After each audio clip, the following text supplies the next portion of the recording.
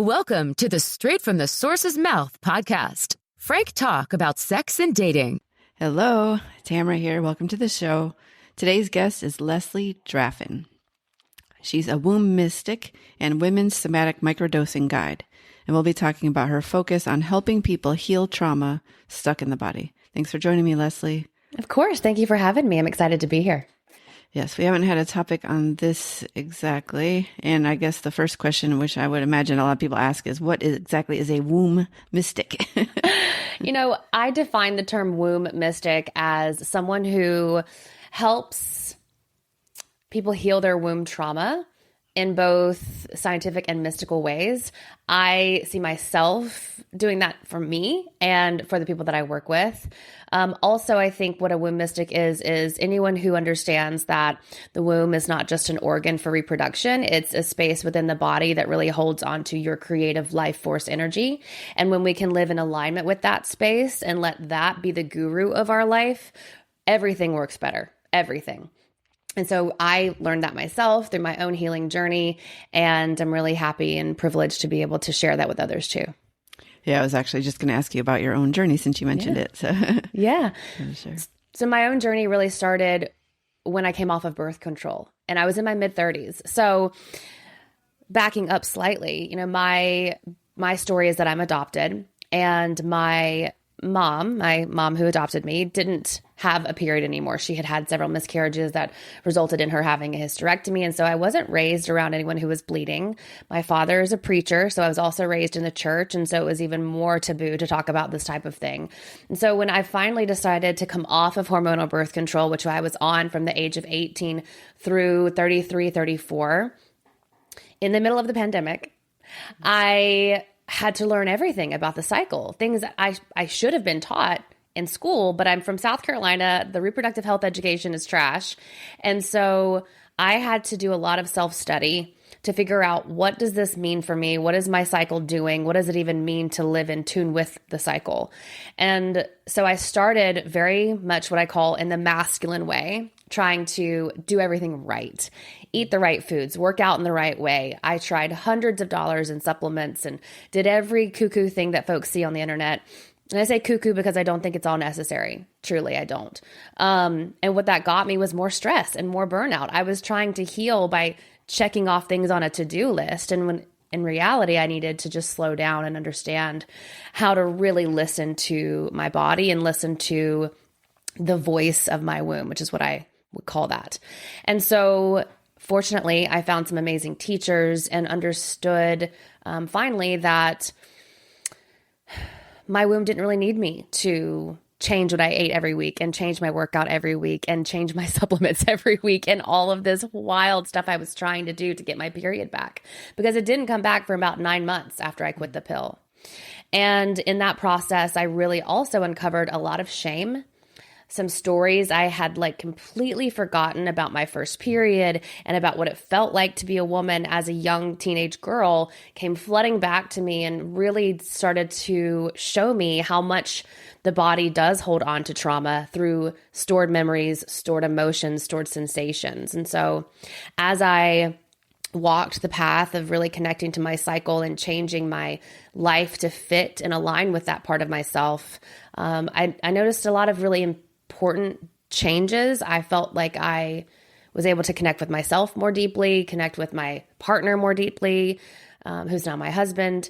And yeah, it really just changed a lot of things that I was never taught and allowed me to really, I think, bridge the gap that I saw within my feminine energy. I lived very much in the masculine, perfectionist, overachiever, hustle culture, climbing the corporate ladder. And this is one of the reasons why I've been able to balance that energy and understand when it's time to push and when it's time to rest. Is that what you meant when you said discovering how your body works, like the feminine masculine side of it, and was part of it the actual body of the cycle? Were you different at different times of your cycle? Both, for sure, both.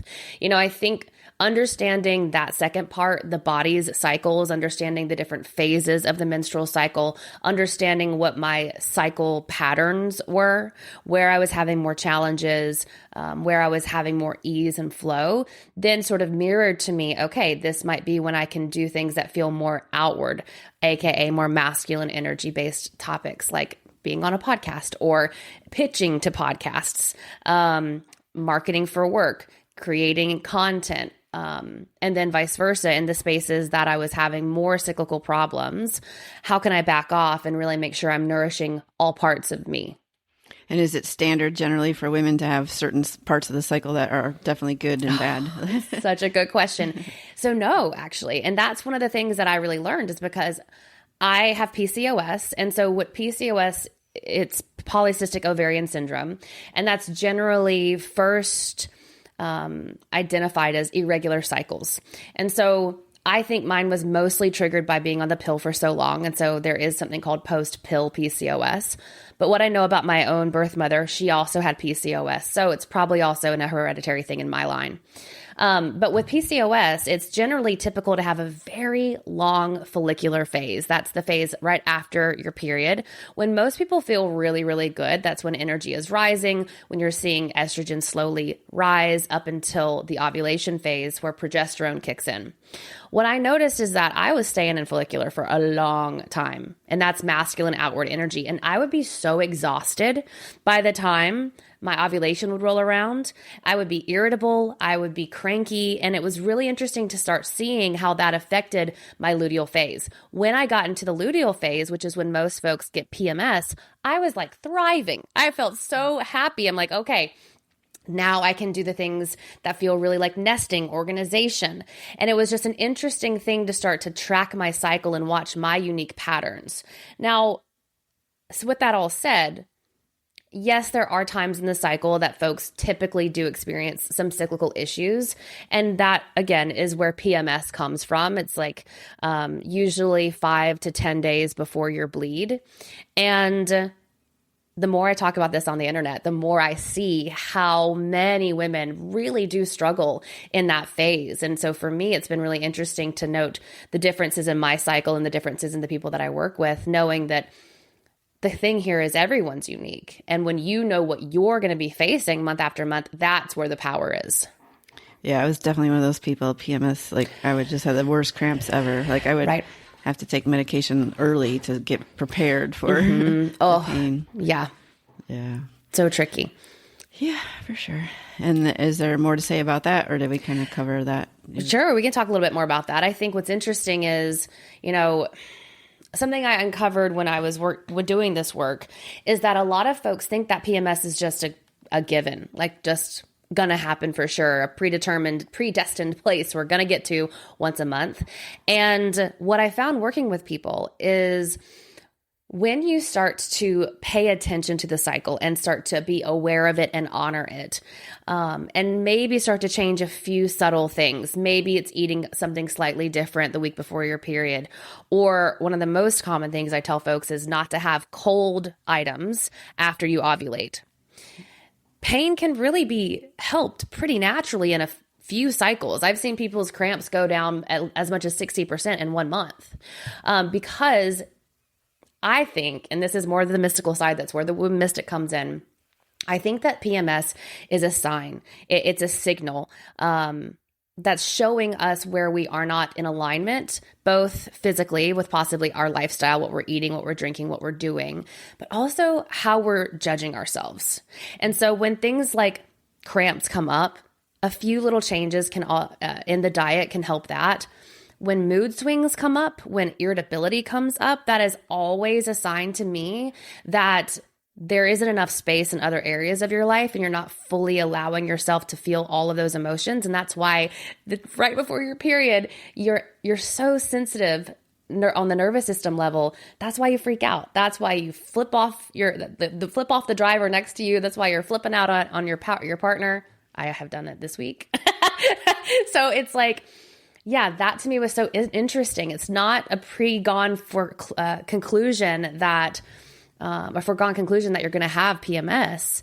But I think it's a really lovely sign to watch what happens for you in PMS. And when you can be aware of that and sort of back off from the triggered reaction and let it be more of a pause and think, what could this show me?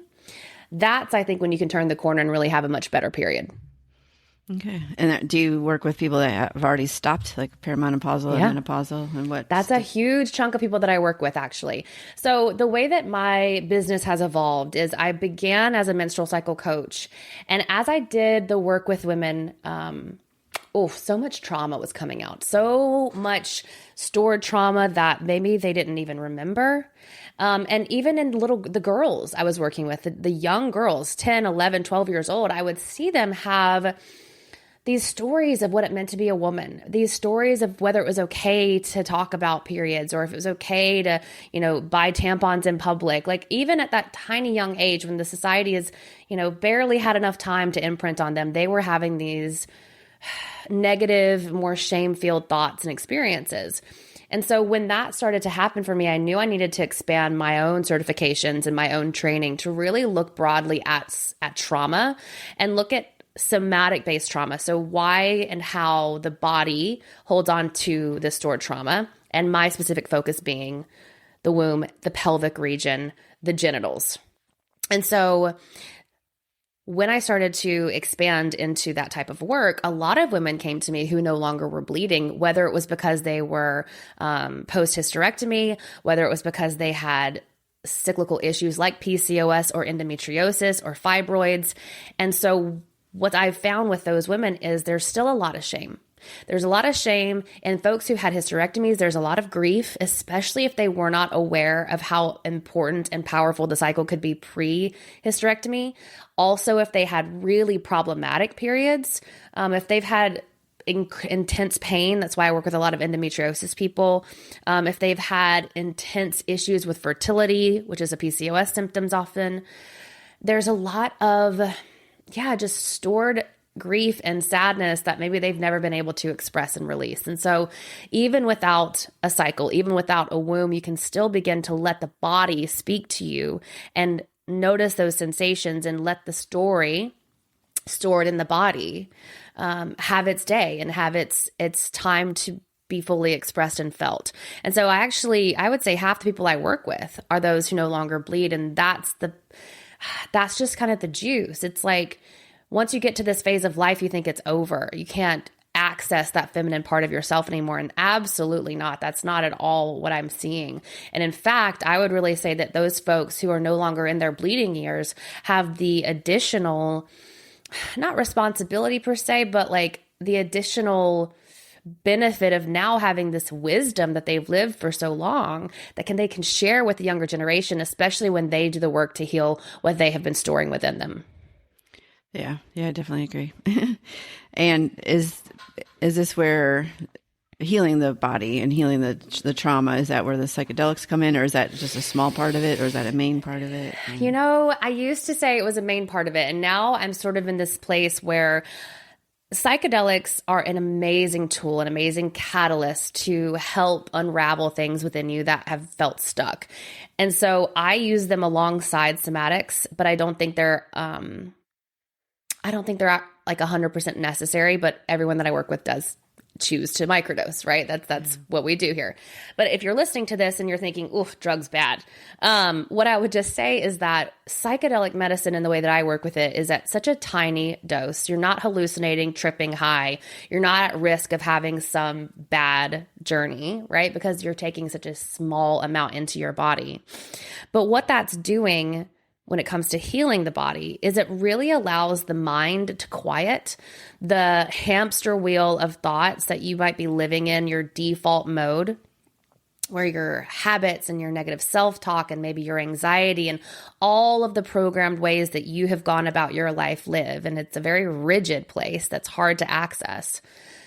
Psilocybin, which is magic mushrooms, helps that space to quiet down and allows other parts of the brain to light up so that you can create new neural pathways. And I also see it as creating new pathways between the brain and body. The other thing, another reason I think it's so impactful is because as you find more safety in the present moment, which can be really hard if you've lived in fight, flight, freeze, but as you find more safety, as you are allowed to slow down and become interested and excited about every present moment, when you're finding joy and bliss in the teeniest things, which microdosing is phenomenal for, you're able to do work that feels scary and uncomfortable in a more gentle way. And so that's why I think psychedelics are such a phenomenal ally in the healing journey. But again, I don't necessarily think that they're for everybody. And those who have a deep fear or are deeply resistant to doing something that is still highly taboo in our place where we live, there are other aspects that you can work with too that I think can achieve just as much amazing healing. Yeah, and I'm guessing that's where the somatic part comes in. Mm-hmm.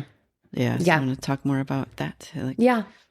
So somatics is the way that I define it, mind-body healing, focused on the sensations that live in the body, and understanding that, we walk around thinking that every thought comes from our head. But in reality, at least 80% of the thoughts we finally articulate and think started as sensations in the body. And you can note that anxiety is a really, I think, simple way to think about that if you've ever felt anxiety. And I say felt anxiety because anxiety is a deeply somatic experience for a lot of us. Racing heart, tight throat, fluttering chest, feeling like you're faint, feeling really hot, just like going back through all my anxiety attacks, So it's a felt sense that then it's like, oh my gosh, I'm also thinking worst case scenario thoughts, ruminating into catastrophe, that type of thing. And so when we work with the sensations first, for instance, with anxiety, what we can do is start to pinpoint why we're thinking these thoughts, where they started from, and then tend to the sensation and allow it to move out of the body so that some of those underlying reasons for anxiety dissipate. Now, that doesn't mean necessarily that we're going to heal anxiety and you're never going to feel anxious again. But what I tend to work with, especially with those folks who are anxious, especially with myself, is building up a toolkit to immediately respond to sensations that come up around anxiety and then know what's working for you to help you mitigate that and to express it. So for example, one thing that for me has really been a key marker of my anxiety is this feeling of like hot flush. I'll get like red. And so for me, a key somatic practice that helps with my anxiety is immediately getting into a cold shower because I'm cooling the temperature off in the body and allowing the body to come back into stasis. So then I can say, all right, where is this thought? Where is this feeling living in the body? It's in the chest. What that might be showing me is X, Y, and Z. So it kind of just helps to calm and helps you to come up with what I call the somatic self-care toolbox that will allow you to navigate the feelings coming up.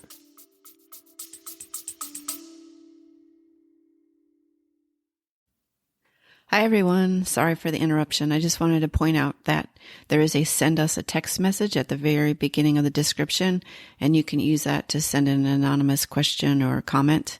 So I'd really appreciate it. All right. Thanks. And then I've done a little bit of this where you like get meditations. Yeah. And is that kind of what you do with it or? Yeah. So it's meditations, but usually, and I'm a trained meditation teacher. What I look at meditation wise somatically is more body scan type meditations or movement style meditation, or instead of thinking of meditation as this clearing the thoughts, clearing the mind, allowing your meditation to be more based in what you're feeling in the body and then bring it up into the mind. Okay, what might this pinch in the back left shoulder, what that might be showing me and what that might be sensing to me.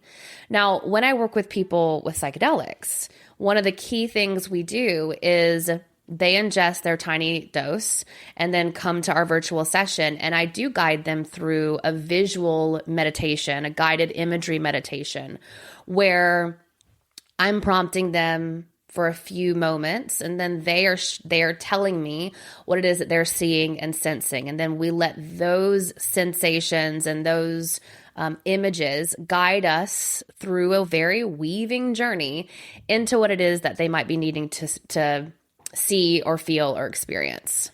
So it's a little bit more than I think what most folks categorize as meditation. I actually don't really call what I do meditating. I call it somatic embodiment, but it is a very meditative practice. Yeah, and definitely more active, like you're saying. Yeah. Just looking through or feeling in high school, I was a diver, and we had to like tense certain parts like throughout our body, like take turns tensing in certain areas. Yes. I don't know that. Which is another amazing tool for anxiety. Muscle relaxing, muscle tensing, and also if you have problems sleeping. It's a great somatic practice for that. Okay, good to know.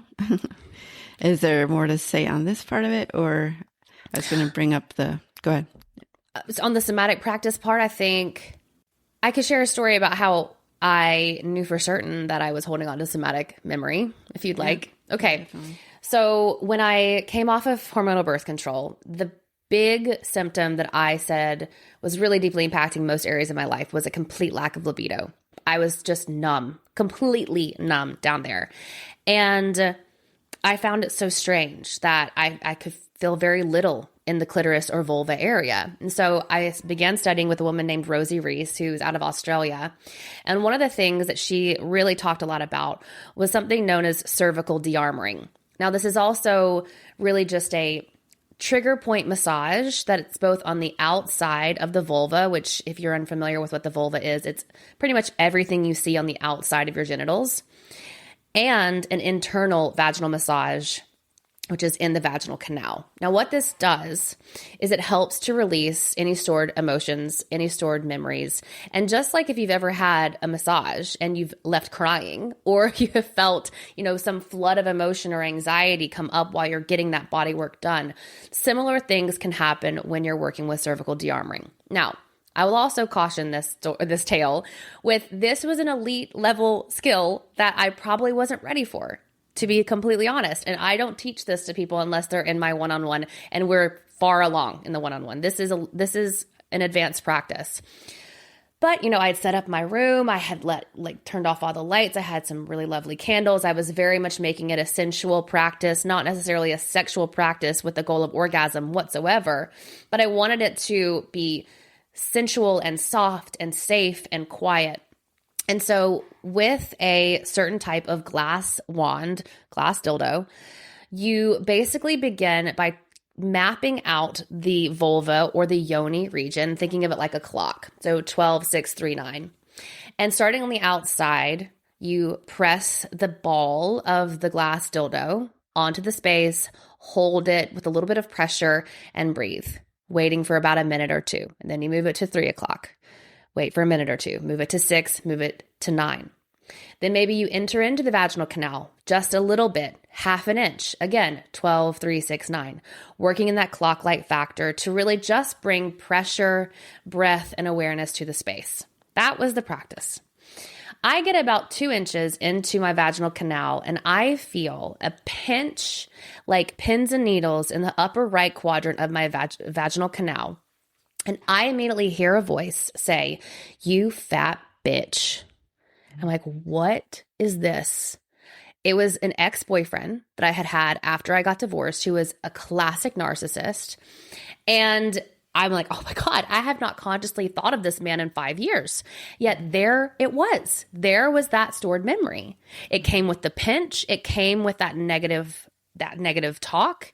And I just cried. I released it. I continued to put pressure there. And again, I think it was probably at right at the 12 o'clock time, the 12 o'clock part on the clock.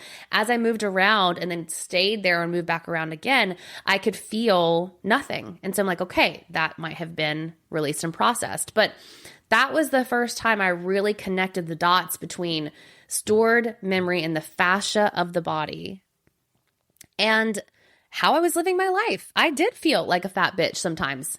I have had a long history of eating disorders. This man knew the things to tell me. I was like 120 pounds when I met this man. I was not fat, probably a bitch, but who cares? And, and so he knew that, and that was speaking to my deepest insecurity. And so that story lived there, stuck in the place that's the most sensitive part of the body, right? When we let a lover in, so much of their energy gets exchanged. And I just found that so fascinating. And so for me, that was such an interesting cue early in this process. It was probably in 2020 when I had that experience. Not probably, it was definitely 2020, about this time, 2020. And it just solidified to me that so much of what we've been told to do, like talk therapy, take these medications, is just band-aiding over root cause issues that are never dealt with. And so how can I expect to feel better if I'm not looking at things like what's stored there? Yeah. I assume you're aware of the book, The Body Keeps the Score. Yes, I'm aware of it. I don't recommend it. Okay. Well, I don't recommend it for a couple of reasons. He's a little problematic, but the book itself is incredibly difficult to read. It's like a textbook for the layperson. So I recommend Dr. Peter Levine's Waking the Tiger. That book is so easy to read. And Peter Levine's work is the basis. He was one of the creators of somatic experiencing, which is really what we're talking about here. And his work was a predecessor to The Body Keeps the Score. So Bessel's work, has gained major notoriety. The Body Keeps the Score is such a great catchphrase as well. The book itself, very tricky to go through. The other book that I'm obsessed with is called Body First Healing by Britt Piper. It came out about a month ago, and her way of describing things is so fascinating. She is a student of Peter Levine's. Okay. Yeah, I've read a different book by Peter Levine. I can't remember now. Okay. But yeah. Good stuff. Awesome. All right. And then we could either go into something else, or you can talk about how to reach you and how to work with you first, and then we can see if there's more topics to cover after. Yeah, sure. We can do that. So the easy way to get in touch with me is through Instagram or TikTok. On Instagram, it's at Leslie Draffin. TikTok, I'm the Womb Mystic. I have a bunch of free guides that I'd love to give you for show notes. One on the shift method, which is a 9-minute somatic practice I created when my dog died because he was a big co-regulator for me. This dog is like my soulmate dog. And when he passed away, I was in such a deep state of grief. I knew microdosing was absolutely out of the question because it can make acute sensations like grief, sadness, anxiety, depression a little bit worse. And so I created this practice that's 2 minutes of journaling, 3 minutes of breath work, and 4 minutes of movement to be a really tiny daily anchor for myself to process the emotions I was experiencing through the loss of him. And I've shared it with my clients and with thousands of people on the internet. And it's really surprisingly, although maybe not surprisingly, it is really impactful for those of us with ADHD. Because if you're someone who tries to sit down for a 10-minute guided meditation and your mind wanders immediately, using 2 minutes to bullet journal, just brain dump that stuff onto the page as you seek out sensations in the body and just notice what's coming up for you. 3 minutes of breath work that's super simple. In through the nose, out through the mouth. That's it. And then let your body move in whatever way it wants to once you have come up with those sensations. It just flows really well. And so for me, I've been able to process grief, of course, anger. Anger is a big one. But also it's really nice for just every day when you need a little energy boost because it's simple. Just with the free guide, there's countless playlists that I have curated that's 3 songs. The first song you journal, the second song you breathe, the third song you move.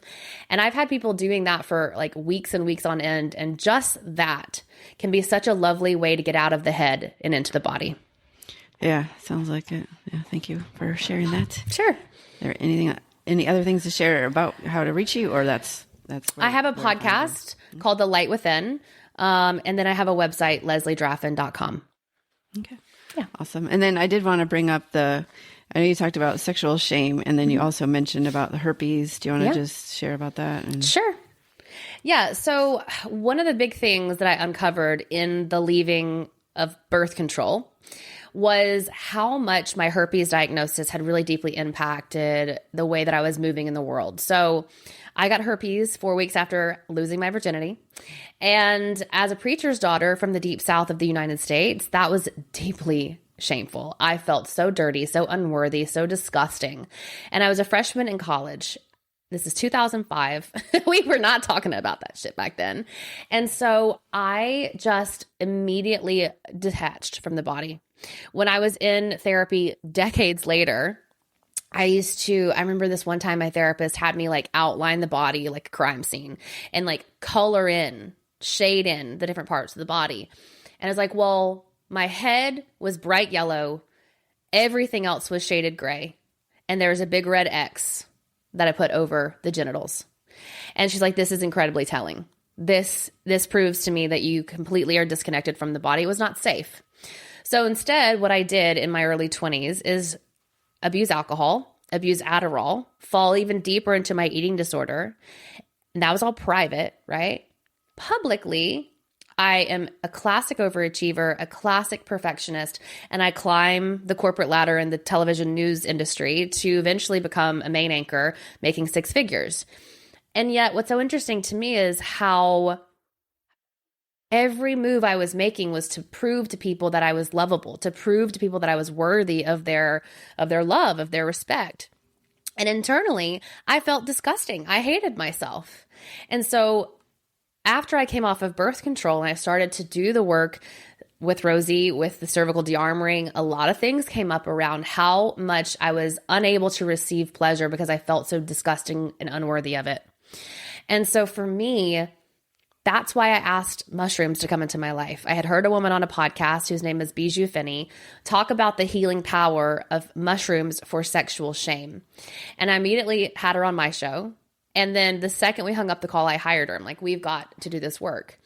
And the first thing that I'll say, though, is you can ask mushrooms to give you anything, but they're going to give you what you need, not what you want or what you ask for. And so I asked to please let me be open to receiving pleasure.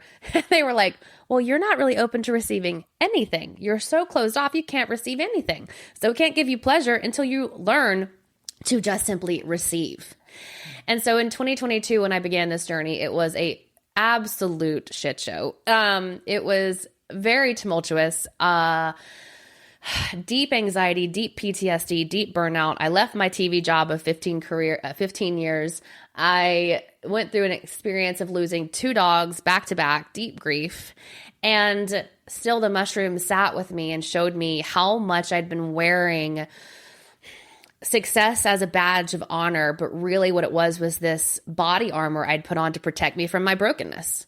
And they needed to break that apart in order for me to actually understand that it was safe to be vulnerable, that it was safe to ask for help, that it was safe to show up fully as my authentic self, because those who were going to love me were going to love me regardless, and those who weren't for me. And I'm not going to lie, it was hard. It was lots of snot-filled, teary nights. And that's really how I started to uncover sort of how potent this like trifecta is of the body-based work, plus the psychedelic work, plus the work with the womb and the cycle. Yeah. Yeah, it does sound very impactful and enlightening. Yes. Yeah. And is there anything more to say about it, or do you want to do like kind of a closing comments, just a takeaway kind of thing, or not ready for that yet? Well, what I'll say is that, one of the reasons why psychedelics are helpful for shame is because of what we talked about before in the way they work in the brain. So if your default mode network, which is that high-level processing center in the brain where your deeply ingrained beliefs live, if shame lives there and has lived there for a long time, chances are it's deeply impacting lots of areas of your life, like it was impacting mine. And chances are that the affirmations and talk therapy you're trying to do to get rid of that shame aren't really working that well. And so why psychedelics help is because it softens that part of the body, part of the brain, and allows the other parts of the brain to come online so that you can start to do work like affirmations or like sensual pleasure work. That's for me what really helped is sensual pleasure work paired with psychedelic medicine to create safety in the body so that my brain started to remember, okay, it's safe to feel pleasure. You deserve to feel pleasure. You're worthy of feeling pleasure. As I began those types of rituals paired with psychedelics, that's for me when it started to, bridge the gap and when the shame began to go away. The other thing that helped me with my shame was starting to talk about it openly. When I came out of the herpes closet and told everyone on the internet that I have herpes, which is a deeply wild way to go about it, and I wouldn't recommend it for everybody, especially if you're not ready. That was deeply healing, because for me, that was no longer a wound. I'd been working for 2 years to make this no longer a wound, but to turn it into a scar. And when it became a scar, I could share it because it wasn't going to hurt me anymore. And I also was so privileged to have a fabulous support system. I knew my husband wasn't going to love me any less if I told the whole world I had herpes. Not a lot of people can say that, maybe. And so I wouldn't necessarily say healing, you have to talk about this openly to heal it. But for me, that was a part of the story that I needed to share. And it's paid off not only in my own life, but it's paid off because I needed me when I was 18. I was deeply depressed. I don't want to say I was suicidal, but I had these fantasies of completely just disappearing from my life. I really tried to plot out. I was like, if I drain my bank account slowly and they won't be able to know, and if I take my car and just check out of college and never have to see a single person who knows me ever again, wow, that would be so freeing. I had those fantasies. And so I needed me at 18. And that's really the main reason why I felt like it was so necessary to talk about this. And you know how many girls have come into the DMs saying, oh my gosh, this has happened to me?